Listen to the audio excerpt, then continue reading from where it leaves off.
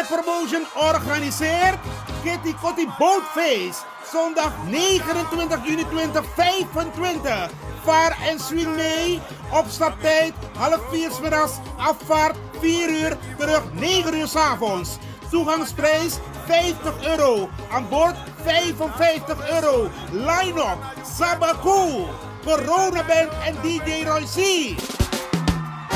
Voorverkoop van kaarten, Ricardo's Eethuis en Nieuw Draver. Surinaamse keuken aanwezig. Let op, eigen drank aan boord is niet toegestaan. Hey, met jou wil ik niet dansen. Zondag 29 juni, Kitty Kotti Boatface. Opstapplaats, de Ruiterkade 414 achter het Centraal Station. Dresscode in de kleuren van de Surinaamse vlag. Voor info bel 06 311 647 03 /06 870 98312. Attenzo!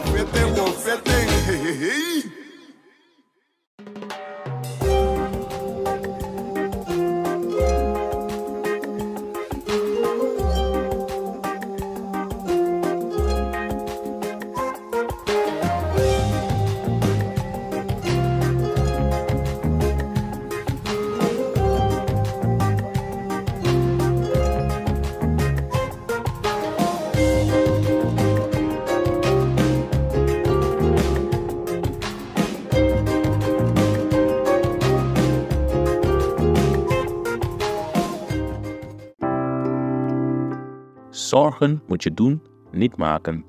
Zorg is persoonlijk. Onze jongste patiënten krijgen daarom bij de huisartsenspoedpost ook een persoonlijke behandeling. Onze artsen zijn zeer bekwaam in het opvangen en behandelen van uw kind. Huisartsenspoedpost Suriname. Uw zorg is onze zorg.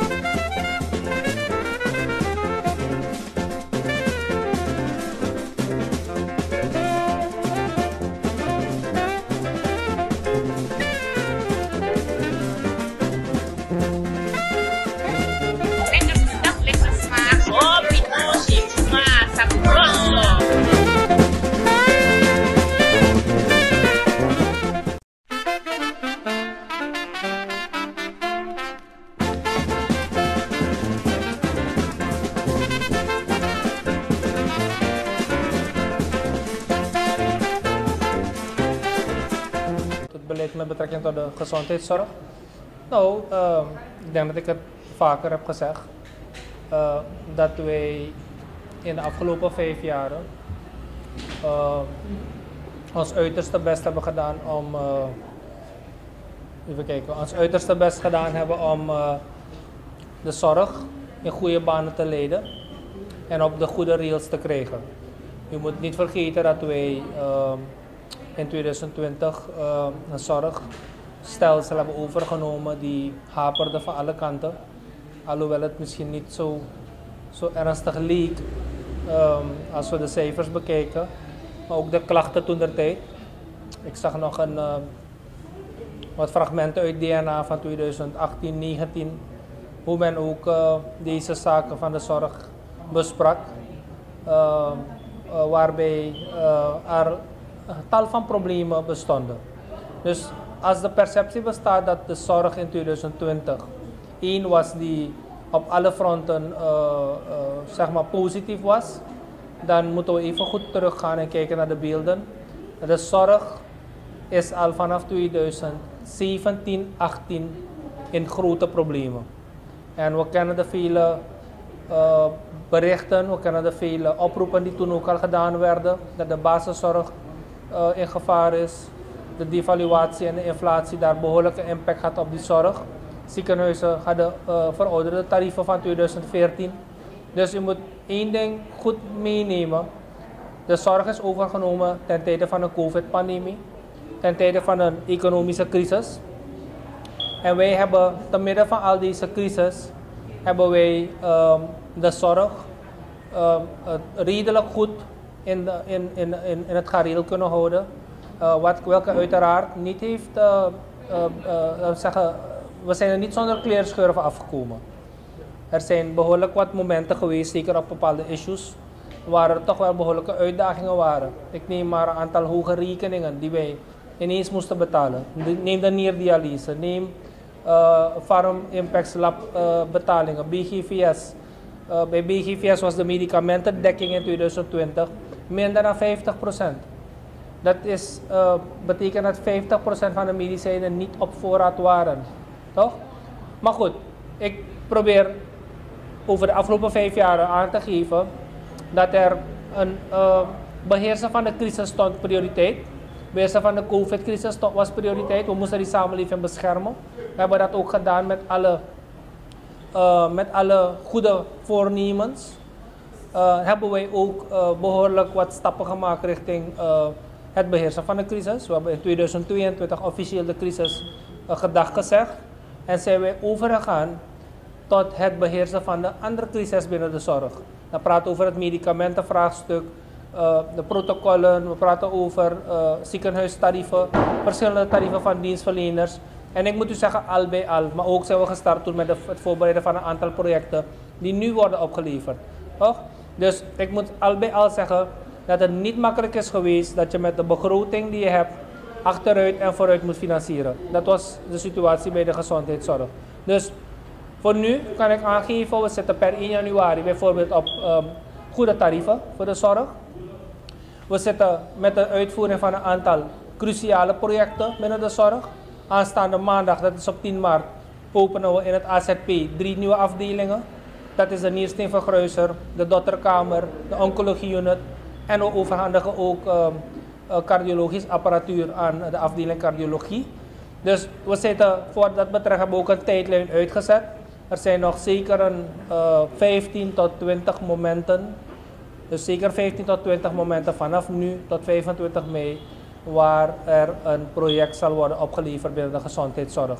AZP, MMC, Slans Hospitaal, bij de RGD, bij de medische zending. Overal zijn er projecten in uitvoering die binnenkort ook opgeleverd zullen worden. En ik ken de kritieken al, veel mensen denken dat dat projecten zijn die we nu doen omdat de verkiezingen naderen. Nee, die projecten, als u terug gaat kijken in de documentatie, we zijn al vanaf 2022, sommige 2023 gestart met de voorbereidingen, met de inventarisatie van wat moet aangeschaft worden, wat moet vervangen worden, wat moet bijgebouwd worden, wat moet gerenoveerd worden.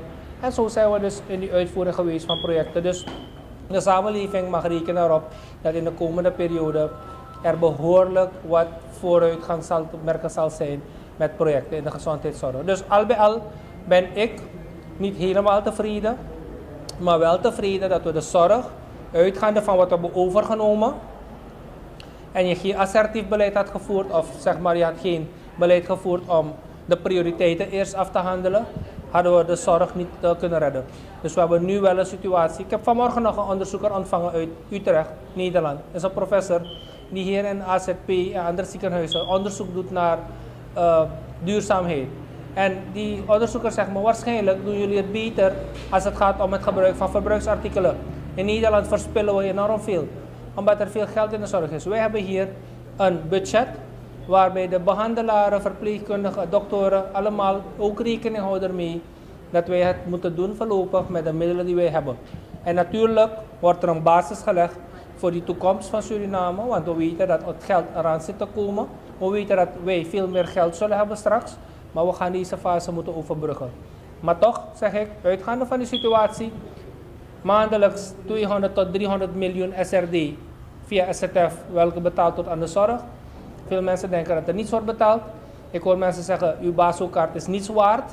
Nou, als BASO-kaart niets waard zou zijn, verklaart u waarom we dan 300 miljoen SRD maandelijks aan declaraties uitgeven uit hoofde van die BASO-verzekering. Dus we moeten de zaken nuchter bekijken. De samenleving ervaart af en toe wat problemen. Ook ik ervaar dat soms met familieleden, mensen die mij bellen van ja, maar ik moest hier voor het medicament bijbetalen. Als je het navraagt, dan zie je ook waar de oorzaak ligt. Dat het vaak een middel is dat niet op de klapper voorkomt of dat er een tijdelijk tekort is. Maar we proberen zoveel mogelijk de zaken, de processen gewoon vlot te laten lopen. U noemde dat van die medicamentenvoorziening, minister. Ik heb begrepen dat er al maanden mensen klagen, mensen die die dienstrebbers nodig hebben, dat er een gangsport is. Dat zijn de medicijnen, dat krijgen mensen maar voor een bepaalde deel van een week bijvoorbeeld. Dan is er dat medicijn helemaal niet aanwezig. Men een vervanger krijgen. En al die zaken zorgen voor zorg in de gemeenschap. Nee, Die berichten ook. nee we hebben goede meetings gehad de afgelopen weken. Ik moet u zeggen, er zijn geen tekorten. Van alles is er. Alleen sommige middelen zijn, is er een op rantsoen waarbij je op tijd moet bestellen. Ja? En wij hebben dus vorige week vrijdag nog die meeting gehad samen met de PAHO om te kijken naar urgente aankopen, duurzame investeringen in de HIV-keten. Het gaat om diagnostiekbehandeling. Ik kan u zeggen op basis van de berichten die ik heb gezien, op basis van de voorraden, kan ik u zeggen dat wij medicatie hebben. Het zijn wel verschillende soorten medicijnen, waarvan enkele waarschijnlijk een alternatief geboden wordt, omdat we nog bezig zijn met aankoopprocedures. En u weet, we volgen de richtlijnen. We moeten de aanbestedingsrichtlijnen volgen. We moeten het BGVS in de ruimte geven om de correcte bestellingen ook te plaatsen. Goed overleg. Dus ik moet u zeggen dat die zaak onder controle is. We hebben vorige week nog een meeting gehad. En alle efforts worden gemaakt om ervoor te zorgen dat er garantie geboden kan worden aan de behandelaren en de HIV-patiënten dat er genoeg medicijnen zullen zijn. Minister, we merken dat het gebouw Vorden daar aan de Rode Kruislaan. Ja. Hoe ver is men? Nou, we zijn in de afrondende maand. U ziet dat het gebouw al feitelijk helemaal af is. Er zijn in het gebouw nog wat kleine fijne werkzaamheden die moeten worden verfijnd afgerond. Wij hopen dat we tegen eind maart, dat is nog deze maand, de opening kunnen hebben van het nieuw kantoor van het ministerie van Volksgezondheid. En als je aan de overkant kijkt van het gebouw, ziet u dat zij ook al volop in gang zijn met het nieuw BOG. Dus we bouwen niet alleen Volksgezondheid, ook BOG. En BOG moet als het goed zijn in september, ik denk oktober, opgeleverd worden dit jaar. Dus wij zijn erg trots en blij dat wij eindelijk het gebouw zullen hebben. Ik hoor hier en daar kritieken. Niet nu, maar al een paar jaren. U weet, we zijn in oktober 2023 hebben we de groundbreaking gehad. We zitten nu 1,5 jaar verder. En zoals afgesproken zou het gebouw ook binnen 18 maanden opgeleverd worden. We hebben dat continu gemonitord. De bank is ook content. U weet, het is een IDB-lening. Gesloten in 2018. Dus soms vraag ik me af, mensen leveren kritiek op hun eigen gevoerd beleid. Want ze leveren kritiek dat de lening die gesloten is, niet onder deze regering, in 2018, dat is een andere regering. Iedereen weet welke regering. Waarvan die minister van Financiën nu niet vindbaar is. Maar die een lening heeft gesloten voor een bepaald doel. Dat is het bouwen van een nieuw kantoor voor Volksgezondheid. Dus men had al uitgezocht dat het noodzakelijk is. Nu wanneer wij het doorzetten, want er was niets gedaan in die 2 jaren met die lening. Nu wanneer wij het hebben uitgevoerd, nu wanneer het gebouw er staat, en het is, ik ga het zelf zeggen, maar mensen weten het, het is historisch dat er in 1 regeertermijn, niet eens een regeertermijn, in de halve regeertermijn, een overheidsgebouw is opgezet. Volledig. En dat is een historische gebeurtenis. En dat heb ik ook nagetrokken. Het is nooit eerder een regering gelukt om dat te doen. We hebben het gedaan. En we horen die kritieken van ja, er wordt geld geïnvesteerd, terwijl er geen medicamenten zijn of verbruiksartikelen. Wel, ik vind dat heel jammer, want die kritiek komt van een bepaalde hoek die zelf met deze lening is begonnen. Wij hebben het alleen maar uitgevoerd, we hebben het een nieuwe dimensie gegeven. Maar dan zegt men ook, ja, die minister zou eerder geld moeten investeren in een ziekenhuis waar mensen behandeld kunnen worden. Ik weet niet als u nog weet, maar in 2018 is met veel fanfare een knop gedrukt bij het AZP dat er een nieuw AMC-SU zou worden opgezet. Compleet met een 3D. Er is bijna €4 miljoen besteed aan een feasibility study en nieuw ontwerp. En de president van het land toen heeft samen met de ISDB de knop gedrukt. We gaan een nieuw AMC bouwen. Iedereen weet het, het droom voor velen. Nieuw ziekenhuis. Waar is het ziekenhuis vandaag? Wie stelt de vraag? Wie stelt de vraag aan die mensen die toen het beleid uitmaakten? U voert propaganda. U zegt aan die regering nu, bouwt u een ziekenhuis. U zou het toch bouwen, waarom is het niet gekomen?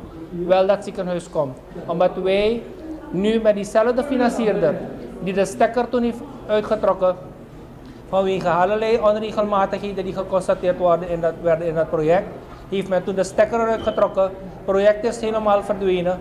Wij hebben het weer opgepakt in 2020.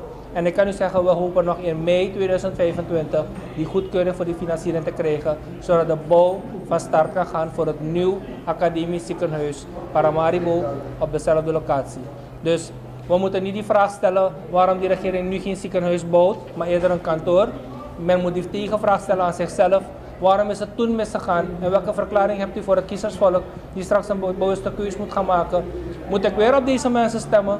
Die toen der tijd een ziekenhuis met veel fanfare. Eigenlijk is het misleiding.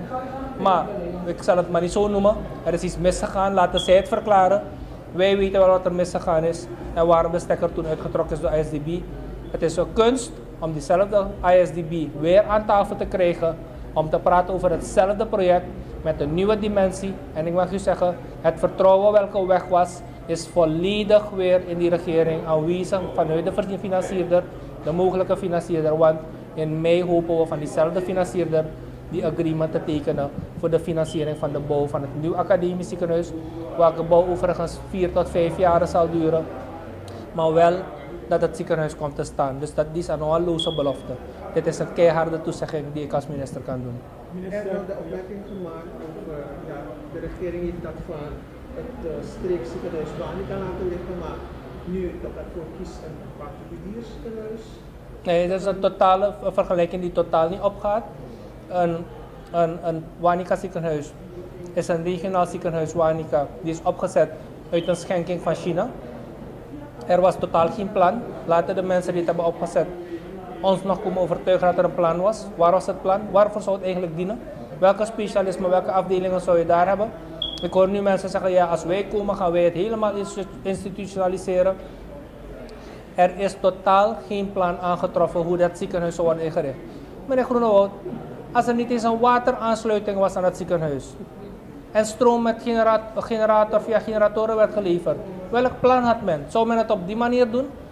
Wij hebben gezegd, het ziekenhuis Wanica, zijn rol moet nog nader gedefinieerd worden. We proberen nog op basis van de beschikbare krachten, zorgpersoneel, vooral specialismen, te kijken. En niet dat er niets gebeurt in Wanica.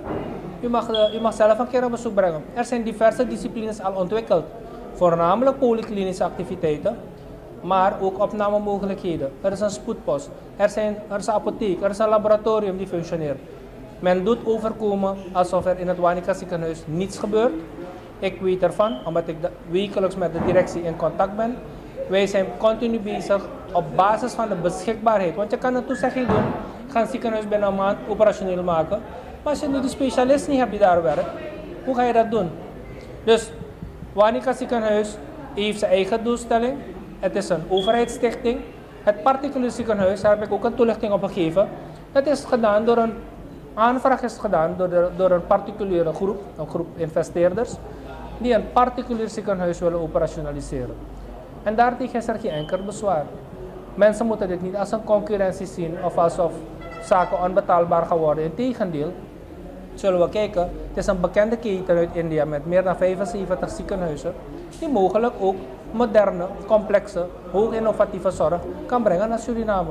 Dus wij hebben niet over één nacht eisen, we zijn niet over één nacht eisen gaan om een vergunning te verstrekken.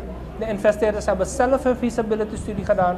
Ze hebben zelf gekeken van we hebben geld, maar is het wel rendabel om in Suriname te komen investeren? En hun antwoord was ja. Maar als we verder willen investeren, krijgen we die toestemming. Dus dat die aanvraag is behandeld. En we hebben natuurlijk ook voorwaarden aangesteld. Want we gaan niet een ziekenhuis hier accommoderen. We gaan niet een ziekenhuis accommoderen hier, terwijl onze personeel bijvoorbeeld wordt weggetrokken. Dus we hebben gezegd, luister, je mag je ziekenhuis operationaliseren, maar zorg ervoor, aangezien je toch zoveel resources hebt, dat je niet in onze vijver komt vissen aan zorgpersoneel. Als het gaat om heel hoog gespecialiseerde afdelingen, breng de mensen. We hebben ook wat meer mensen in het land, dus dat kan ook een beetje helpen de brein erin tegen te gaan. Maar mensen zijn laat me zeggen, negatief over ontwikkelingen. We praten allemaal over het ontwikkelen van dit land. Dan moet je dat niet alleen doen met de mond, maar als we het in de praktijk ook doen door een groep investeerders hier te brengen, een ziekenhuis op te zetten die mogelijk niet alleen de lokale, maar ook de regionale markt kan voorzien. Ook de oil and gas vraag kan gaan beantwoorden straks. Want met de oil and gas industrie komt er ook een hoge zorgvraag. Mensen gaan behoefte hebben aan zorg. Dus je moet die ruimte hebben, die faciliteiten hebben, waar mensen ook terecht kunnen. Dus wij mogen niet negatief kijken. We moeten niet negatief kijken, blijf optimistisch. We hebben rationeel gekeken naar een aantal zaken. En de vergunning is ook door de president op die manier verstrekt. Gekoppeld aan een aantal voorwaarden die ons zorgstelsel ook beschermen, maar ook tegelijk onze samenleving meer toegang bieden tot die geavanceerde zorg. Dus ziekenhuizen moeten niet concurreren met elkaar, maar complementair zijn aan elkaar. Dat begrijpen velen nog niet in het land. Minister, wat zal dan de functie worden van het huidige van de sociëteit als jullie verhuizen? Oké, dus daarover moeten we nog intern beraden. Er zijn diverse voorstellen. Het Slaans Hospitaal heeft gevraagd om een aantal kantoorruimtes daar te plaatsen, omdat zij ook gaan renoveren. Het ministerie van Justitie en Politie heeft gevraagd ook om een aantal afdelingen daar te plaatsen. Dus wij kijken ook nog, het gaat niet alleen om volksgezondheid, het gaat ook om het gebouw van PAHO. Want PAHO komt ook mee met ons. U weet, het is traditie dat PAHO altijd bij het ministerie is. Het is een samenwerking, we zijn lidland van de PAHO. Dus we kijken nog naar die bestemming. Maar als u aan mij zou vragen, mijn persoonlijke mening is dat er daar een mooi museum komt met een toeristisch karakter die ook wat inkomsten kan genereren, maar ook erg educatief en leerrijk zal zijn voor toeristen, studenten en anderen. En daarin ook een kleine gezondheidsmuseum. Dus dat is mijn mening. Dus we kijken al, u weet, het is een beschermd gebouw, valt binnen het UNESCO-programma. Dus we moeten daar ook afstemmen. Wie daar gaat renoveren, hoe dat gaat doen. We kunnen het opbrengen in een bepaalde renovatietraject. Want het gebouw moet wel eerst worden gerenoveerd.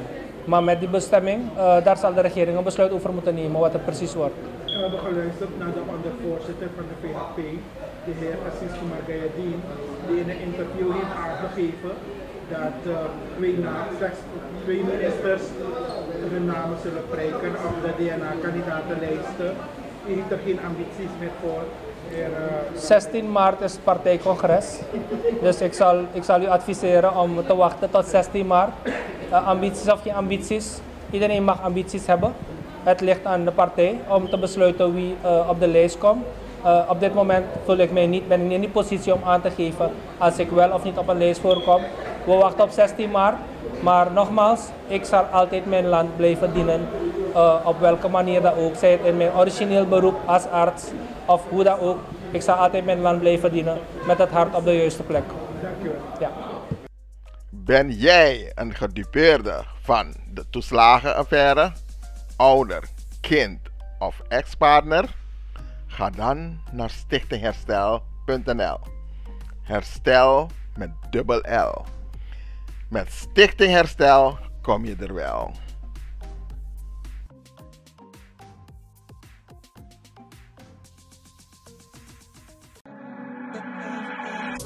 Gautrade Logistics aan de Indira Gandhiweg 619A en Direct Freight Services aan de Polakstraat 10 te Paramaribo is een logistiek dienstverlenend bedrijf dat lucht- en zeevracht verstuurt voor zowel bedrijven als particulieren naar bestemmingen wereldwijd.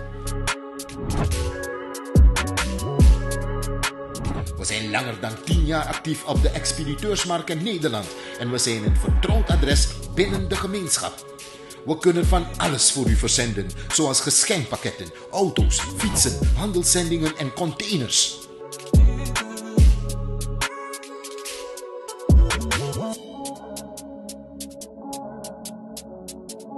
Gautrade Logistics aan de Indira Gandhiweg 619A en Direct Freight Services aan de Polakstraat 10 te Paramaribo hopen u binnenkort te verwelkomen in een van hun vestigingen, zodat u zelf onze kwaliteit en service kunt ervaren. Tot gauw!